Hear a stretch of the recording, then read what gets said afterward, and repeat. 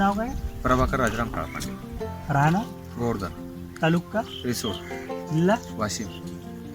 तुम्ही कोणती व्हेरायटी लावली? ईगल 135. 135. एकरी किती टाकले तुम्ही ते? एकरी 40 किलो. एकरी 40 किलो.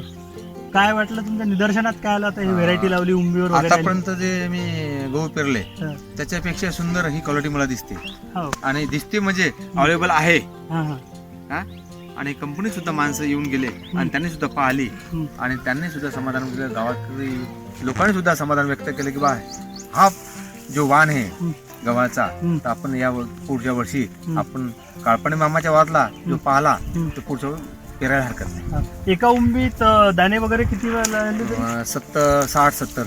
हो काय. फुटवे किती करते सर? फुटवे 15, 13, 15, 14, 15 पर्यंत फुटवे एका दाण्याला. ते काडी वगैरे कशी आणि जाडी आहे. जाडी आहे? हो, हो काय.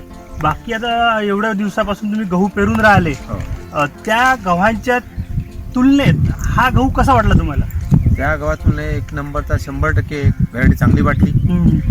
लोळत नाहीये, कडक दाना काडी आहे त्यांची, बरोबर. आणि चौपदरी ओंबी आहे. हा हा, बरोबर.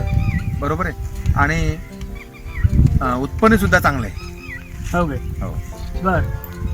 आणि खायला सुद्धा एकदम चांगला वाटला. हा,